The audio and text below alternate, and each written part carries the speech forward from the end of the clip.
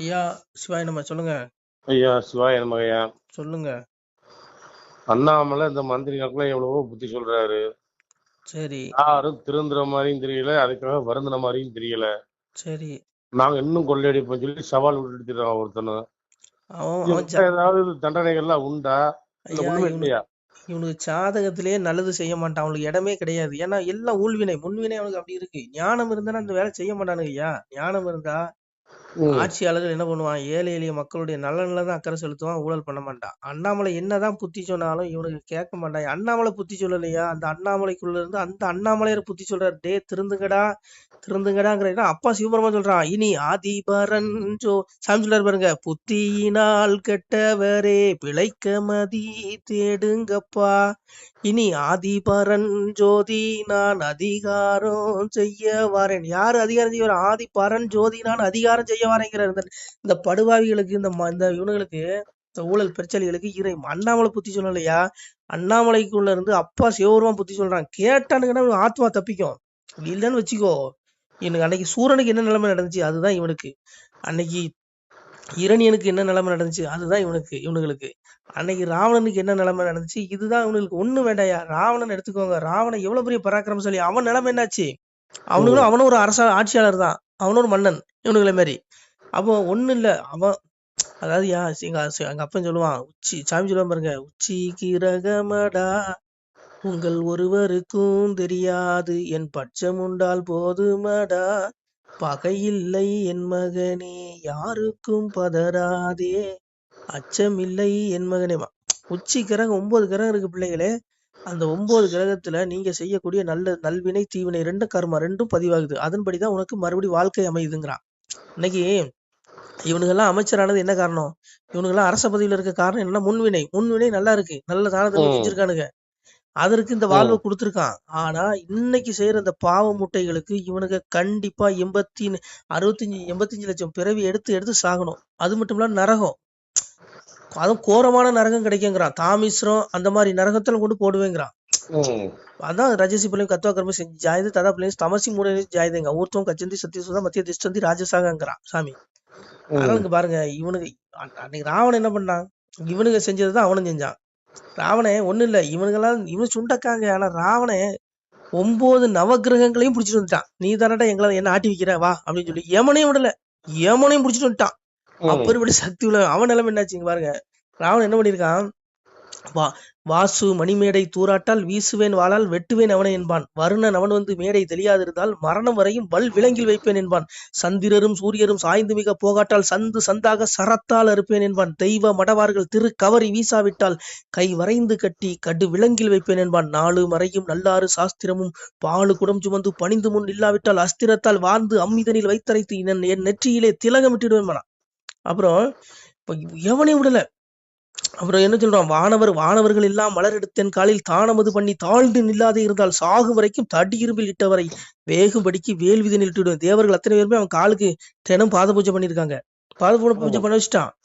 அப்புறம் பாருங்க மாமரளி மூவர் இங்க எவனுக்கு எப்படி ஆப்பு வைக்கிறான் பாருங்க. மாமரளி மூவர் வந்தன் சொல் கேளாவிட்டால் காமனையும் ஈசன் கண்ணால் எரித்தது போல் என்னுடைய கண்ணால் யமனையும் காலனையும் உன்னுடைய வல்ல தூதனையும் நான் எரிப்பேன். அத்தனை யமனையும் தூதனையும் பிடிச்சி வந்து டேய் என் சொல்ல நீ கேட்கலாம். யமதர்மா உன்னை வந்து ஈசன் காமனை எப்படி எரிச்சா நெத்திக்கல அந்த மாதிரி ஏன் கண்ணுல உன்னை எரிச்சிருன்னு சொல்லி மிரட்டி பிடிச்சிட்டு வந்துட்டான். வாசு மணிமேடை தூராட்டால் அதாவது வாயு பகவான் வந்து ராவணனுடைய அரண்மனை வாயிற்கதவுகள் வாயில்கள் முத்தம் இருக்கு பாருங்க தெரு அதெல்லாம் கூட்டி பெருக்கிற வேலையை கொடுத்துருக்கான் வாயு பகவானுக்கு. அப்புறம் யாரு வர்ண பகவானுக்கு என்ன வேலை? வாயு பகவான் நீ கூட்டி பெருக்குனா வர்ண பகவானு முத்தம் தெளிக்கிறோம். மழை பெஞ்சு அவன் முத்தம் தெளிக்கிற வேலை அவனுக்கு கொடுத்துருக்கான். அப்புறம் தெய்வ மடவார்கள் தேவலோகத்துல பெண்களுக்கு திருக்கவரி வீசணும். அவனுடைய சிங்காசத்துக்கு முன்னாடி திருக்கவரி வீச வச்சுட்டான். ஆனா என்ன பண்ண எங்க அப்ப தர்மதேவன் ஒருத்தன் இருக்கான் பாருங்க. 9 நவகிரகத்திலயும் ஒருத்தனை மட்டும் திருப்திப்படுத்த முடியாது சனி. அவனை என்ன பண்ணான்? மல்லாக்க போட்டு நெஞ்சிலே மிதிச்சான் பாருங்க. ஐயோ இங்க பாருங்க ஐயா. எந்த கிரகத்துல வேணாலும் நீ தப்பிச்சிடலாம். ஆனா சனி மட்டும் ஒரு தர்மதேவனை ஓடவே மாட்டேன். நீ அவனை அழுதாலும் சரி திருநள்ளாறு போனாலும் சரி புரண்டாலும் சரி அவன் கிரக காலம் முடிகிற வரைக்கும் எவனையும் விட மாட்டான். ஏன்னா இறைவனையே விட்டது இல்லையா? எங்க அப்பன் சொல்ற பாருங்க. முன்முறை வீதி கலிநிச மண்ணன் கையால அடி வாங்கினான். சரி பெருமாள் மாயூர் இறைவன் துரியனுடைய கடைசி பிறவி 7ஆம் பிறவி கலியனா பிறந்தான். 6 பிறவில அவன் அவன் ராவணனா வந்தான், இரணியனா வந்தான், இப்படி 6 அசுர பிரிவில் வந்தான். அவனுடைய ஆத்மா தான் வந்துச்சு. அந்த பிரிவுல இவன் அவனை கொண்டான். யாரு? எங்க அப்பன் பெருமாள் அவனை ஆயுதத்தால கொண்டான். ஆனா 7வது பிரிவுல அந்த கர்மவினை அனுபவிக்க அடி வாங்கினான். துரியோதனன் வந்து கலினிச மன்னனா பிறகுறான். அவன் கையில அடி வாங்குறான். அப்ப இறைவனே சொல்றான், முன் சாமியை சொல்ற பாருங்க, முன்முறை விதியால் இந்த முழு நீச பாவி கையால் என் விதி படவே உண்டு இறப்பொண்டு அவனுக்கு என்றதினாலே பின்விதி எனக்கு நன்றாம் பெரும்புவி ஆள்வோம் மக்கா உன் விதி நல்லதாகும் ஒளிவர வாழ்வீர்தாமே. அப்போ இறைவனையே கர்மவினை விடல. அப்போ அவன் அடி வாங்கிட்டு என்ன சொல்றான், டேய் அவன் என்ன அடிச்சதுனால எனக்கு மரணம் கிடையாது, அவனுக்கு தான் மரணம்னா. ஏன்னா அதான் அவன் விதி. இவன் அடிச்சான், பகவான் அடிச்சவன் சாவனுக்கு கர்மா. அது மாதிரி இந்த திமுக அந்த ஊழல் மந்திரி இவனை திமுக மட்டும் இல்லைங்க, தமிழ்நாடு மட்டும் இல்ல, உலகம் முழுவதும் ஊழல்வாதிகள் இருக்கான். இந்த அத்தனை பயிர்களுக்கும் நடு உண்டு. தீர்ப்பு நிச்சயம். அன்னைக்கு ராவணனுக்கு ஏற்பட்ட நிலைமை அவளுக்கு ஏற்படும். கடைசியில நரகம். மொத்தத்துல ஆத்மாவை கொண்டு என்ன பண்ணுவான், நரகத்துல ஒன்று தள்ளிடுவான். ஏன்னா இவனுக்கு புத்தியில சொன்னா உரைக்காத. ஏன்னா ஒண்ணு வேணாம், சூரனுக்கு அன்னைக்கு எங்க அப்பா புத்தி சொல்றான். என்ன சொல்றான், முருகன் புத்தி சொல்றான், இறப்ப தெரியாமல் எரிய மிக கண்டாவி உற்பொசிக்க சென்ற வெட்டியில் இறந்தார் போல் தம்பி தமையன் சந்ததிகள் மந்திரிமார் மும்பிலுள்ள சூரர் முடுக்கமதை கண்டாவி நம்பி பதமறந்து நாம் பிரித்தினவே கெம்பினான் சூரன் கெட்டனர்கா நம்ம. எங்க அப்பன் சொல்றான், டே வெட்டில் பூச்சி அதுக்கு எரியிற நெருப்ப உணவு நினைச்சு அதே உள்ள பூந்து அழிச்சுக்கோ. அது மாதிரி சூரபத்மா நீயும் உன்னுடைய ஆணவத்தினால உன்னுடைய அகங்காரத்தினால நீயே உள்ள பூந்து செத்து தொலைஞ்சிராதடா, நீயே அழிஞ்சு தொலைஞ்சிராதடா அப்படின்னு எங்க அப்பன் புத்தி சொல்றான். அவன் கேட்கானா? கேட்க மாட்டான். எப்படி கேட்பான்? ஏன்னா அவனுடைய அகங்காரம். அது மாதிரி இன்னைக்கு அண்ணாமலை இவனுக்கு புத்தி சொல்றாரு. யாரு? இந்த திமுக ஊழல்வாதி மந்திரிகளுக்கு. இவன் எவனும் கேட்க மாட்டாங்க. அவன் சாதகத்துல அது கிடையாதுங்க. கேட்டாதான் அவன் மோட்சத்துக்கு போயிருவானே. ஒண்ணு இல்ல, அன்னைக்கு எங்க சாமி எங்க அப்ப அன்னைக்கு அண்ணாமலை புத்தி சொன்ன மாதிரி அன்னைக்கு சூரனுக்கு முருகன் புத்தி சொல்றான். என்ன சொல்றான், தம்பி வம்பில் இரவாதே வாழ்விழந்து போகாதே தம்பி தமையன் தளங்கள் இழவாதே பற்ப கிரீடம் பவிசு இழவாதே அற்பமீந்த வாழ்வு. என்ன சொல்றான், அந்த வாழ்வு அற்பங்கிறான். அற்பமீந்த வாழ்வு அநியாயம் விட்டு விடு, காரணம் ஏது இல்லாமல் கவ்வையில்லா வாழ்ந்திருந்து மரணம் அது வந்து ஜீவன் மாண்டு போது நன்மை அது கூட நாடு மேலாது திண்மை வராது தேவரை விட்டுடுங்க. தேவர்களை சிறை பிடிச்சு வச்சிருக்கான், விட்டுரு. இப்ப நீ சாகும்போது உன் இறப்பு பின்னாடி என்ன வரப்போகுது, நீ செஞ்ச தான தர்மம் தான் வரப்போகுதுடா. அதை வச்சு உனக்கு மோட்சமாவது இறைவன் கொடுப்பான். நீ இப்படி ஆணவத்துல உடைய ஆட்சி அதிகாரம் இருக்குங்கிற ஆணவத்துல ஆடாதங்கிறான். இதேதான் இவனுக்கு என்ன எதுக்கு ஆடுறான், ஆட்சி அதிகாரம் இருக்கு ஆணவத்துல இந்த கும்பலம் ஆடுறான் திமுக. அப்ப இதான் அண்ணாமலை புத்தி சொல்றான். அன்னைக்கு சூரனுக்கு முருகன் புத்தி சொன்னா, இன்னைக்கு அண்ணாமலைக்குள்ள இருந்து எங்க அப்பா அண்ணாமலையார் புத்தி சொல்றான். அண்ணாமலை சொல்லலையா, அந்த அண்ணாமலையார் சொல்றான். அப்போ இவன் கேட்டானா, யார்? சூரனுக்கு புத்தி சொல்லி முருகன் சொன்னா அவன் கேட்கல. என்ன சொல்றான் முருகன், எங்க அப்பா பார்த்து என்ன சொல்றான், இறந்து திரிகின்ற இறப்பனுக்கு உள்ள புத்தி பறந்த புவியாளும் பாரமுடி காவலருக்கு ஏற்குமோ ஞானம் இறப்போருக்கு அல்லாதுங்கிறான். இறந்து முருகன் ஆண்டி குளத்துல போய் நிக்கான், ஒரு கோமணத்தை கட்டிட்டு. அப்ப சொல்றான், இறந்து குடிப்பனா பிச்சைக்காரன். பிச்சைக்காரா, நீ ஒரு பிச்சைக்கார பையன், நீ எனக்கு புத்தி சொல்லியாடா? பறந்த புவி, இந்த புவி ஆளக்கூடிய நான் மன்னன், எனக்கு நீ புத்தி சொல்லியாடா அப்படின்னு சொல்லி முருகனை இழந்து பேசுறான். யாரு? சூரபத்மன். எப்படி? அப்ப எங்க அப்பா என்ன பண்றான், வேலாயுதத்தை தூக்கி ஒரே படப்பட்டு காலி பண்றான். அந்த மாதிரி இன்னைக்கு அண்ணாமலை எந்த பதவியிலையும் இல்லை, எதுலயும் இல்லை. ஆனா புத்தி சொல்றாரு. இவன் கேட்பானா? கேட்க மாட்டான். ஏன்னா இவனுடைய முன்வினை விடாதுங்க. அதனாலதான் இவன் அன்னைக்கு சூரனுக்கு ஏற்பட்ட நிலைமை தான் இன்னைக்கு இவனுக்கு ஏற்படும். அன்னைக்கு ராவணனுக்கு ஏற்பட்ட நிலைமை தான் இவனுக்கு ஏற்படும். ஒண்ணு புரிஞ்சுக்குவாங்க, இவனுக்கு ஒன்னும் பெரிய பராக்கிரமசாலி கிடையாது. புரியுதா? அன்னைக்கு ராவணன் வந்து அவ்வளவு பெரிய பராக்கிரமசாலி. அவனையே ஒரு ராமபாணத்துல எங்க அப்பன் கொண்டான். இவனுக்கு மூட்டை பூச்சிங்க. இந்த மூட்டை பூச்சிகள் நசுக்கிறதுக்கு எந்த ஆயுதமும் தேவையில்லை. அததான் எங்க தாய் கலைவாணி சொல்றா, இந்த கலியுக படுபாவிகளை நசுக்கிறதுக்கு இறைவன் எப்படி வருவானா, எங்க அப்பா இருக்கான் பாருங்க, வைகுண்டத்துல ஒருத்தர் இருக்கான் பாருங்க, அவனுடைய வருகையை பத்தி ஒரு தாளாட்டுறா.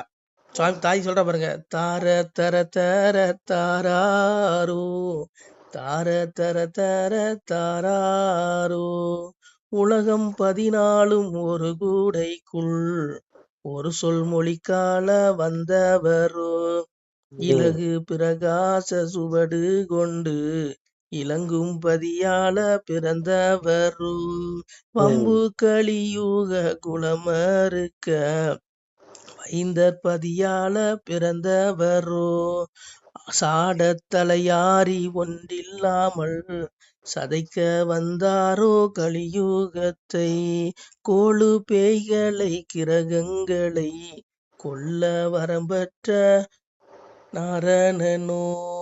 அப்போ தாய் தாளாட்டா, இறைவன் எப்படி வருவானா, கலியுகத்துல அம்பு ஆயுதங்களை எடுத்துட்டு வர மாட்டானா, கூட படைகள் துணை இல்லாமலே குறும்பை அடக்க வந்த கண்ணோ. கூட படைகளை கூட்டிட்டு வர மாட்டானே. ஏன்னா இது மூட்டை பூச்சிங்க. இந்த மூட்டை பூச்சியை நசுக்கிறதுக்கு கூட படை தேவையில்லை, அம்பு ஆயுதங்கள் தேவையில்லை, எதுவும் தேவையில்லை. எங்க அப்பா இறைவன் தனி ஒரு ஆளாக வந்து ஏகாபுரம் யாருக்குள்ளேயா தெரியும். அதுவும் எப்படி மனுஷ ரூபத்துல வருவானா, திவ்ய சுரூபத்துல வரமாட்டான்.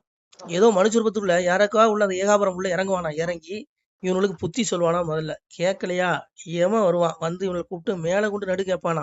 எங்க இவனுடைய ஆத்மாவுக்கு அதான் சாமி சொன்னான், சற்றாலை வாழ்வு சகடருக்கே வரிகில் கற்றோரே ஆகிடினும் கண்டறிவன் போனி என்பான். முள் முருங்கை பூவு மினுக்கு 3 நாளை கல்லரோட வாழ்வு காணும் அதுபோல் மினுக்குங்கிற இறைவன் சொல்றான்.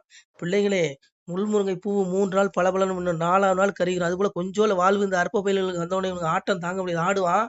இவனுடைய வாழ்வு அந்த முள் முருங்கை பூ போல இருக்குங்கிறான், அழிஞ்சிருவான். ஏன்னா கற்றோரே ஆயிடுன்னு கண்டறிவன் போனி என்பான்.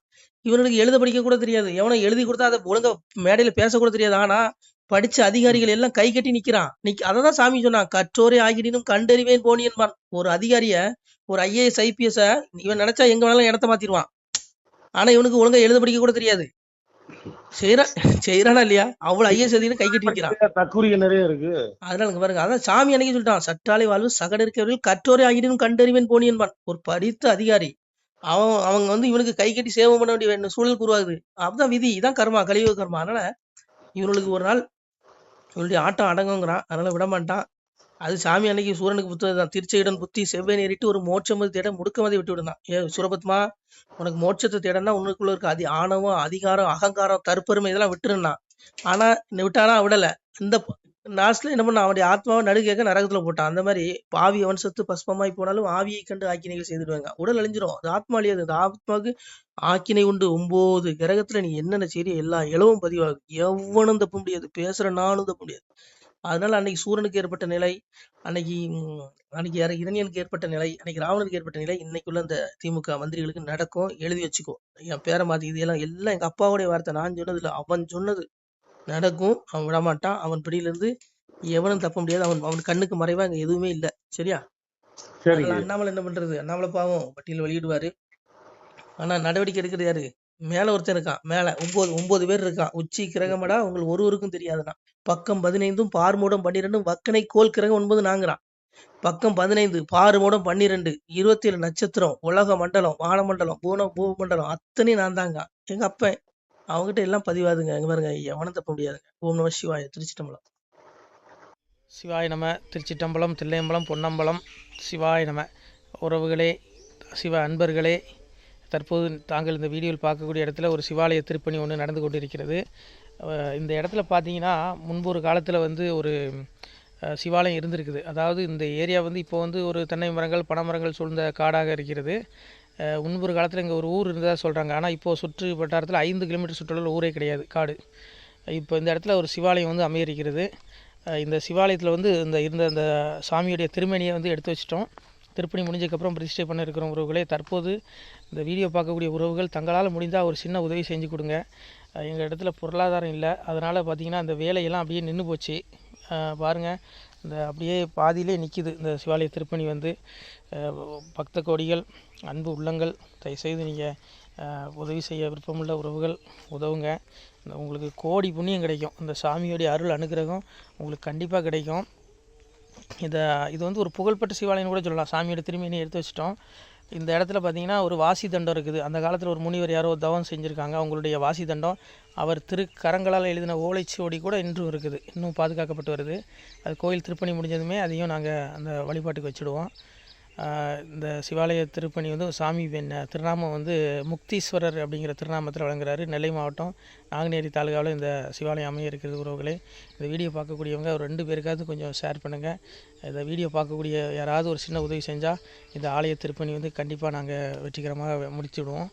பாருங்கள், அந்த வேலை எல்லாமே அப்படியே நிற்கிது. கல்லெல்லாம் இறக்கி போட்டிருக்கோம். இன்னும் நிறைய கற்கள் தேவைப்படுது. சுவாமியோடைய அந்த திருக்கோபுரம் பார்த்திங்கன்னா லிங்க வடிவிலே அமைக்க இருக்கிறோம்.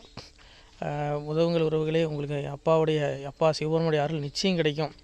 எம்பெருமான் சொல்வான், வாழுவீர் தாழ்வில்லாமல் மக்களும் கிளைகள் கொஞ்சி நாளுமே மகிழ்ச்சியை கூர்ந்து நலமுடன் வாழும்போது நீளுமே எனது செங்கோல் நீதியும் நெறிபோல் வந்து ஆளுமே உங்கள் தன்னை அன்புடன் அலையாவண்ணம். உங்களை எம்பெருமானுடைய அப்பாவுடைய திருவாசகத்தாலேயே வாழ்த்துறோம் உறவுகளே.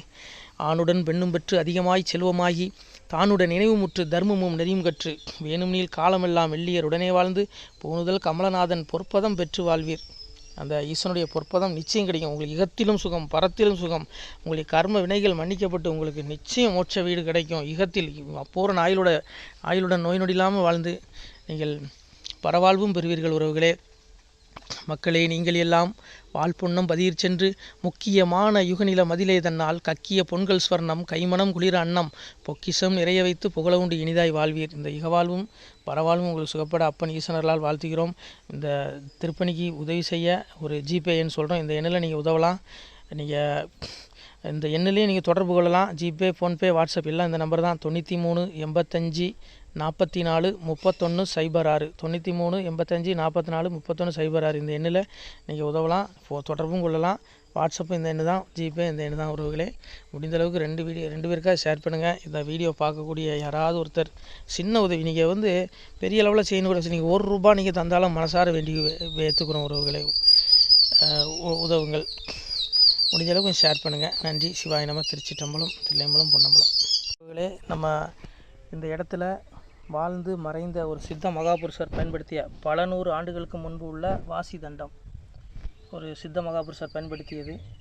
அவர் திருக்கரங்களால் எழுதிய அந்த ஓலைச்சுவடி கூட பாருங்கள், இன்னும் பாதுகாக்கப்பட்டு வருது. இந்த சிவாலயம், நம்முடைய இந்த சிவாலய திருப்பணி முடிந்ததுமே எம்பெருமான் அவர் எழுதிய அந்த சிவனை பற்றி புகழ்ந்து எழுதிய அந்த பாடல் வரிகள் இதில் இருக்குது. இந்த வாசி தண்டம் அவர் பிரதிஷ்டை செய்த அந்த லிங்க திருமேனியையும் இந்த இடத்துல நாம் இந்த ஆலயம் கட்டி நாம் பிரதிஷ்டை செய்திருக்கிறோம். அனைவரும் இந்த ஆலய பிரதிஷ்டைக்கு கண்டிப்பாக வரணும். முடிஞ்ச அளவுக்கு இந்த வீடியோ பார்க்குறவங்க உதவி பண்ணுங்கள். உறவுகளை, பொருளாதாரம் இல்லாமல் திருப்பணி நின்று போச்சு. முடிஞ்ச அளவுக்கு ஷேர் பண்ணுங்கள், உதவுங்க. நன்றி. நம சிவாய. திருச்சிட்டம்பலம், தில்லையம்பலம், பொன்னம்பலம். இந்த புண்ணியபலம் தங்களுக்கு கோடான கோடியாக வரும். உறவுகளை, நம சிவாய.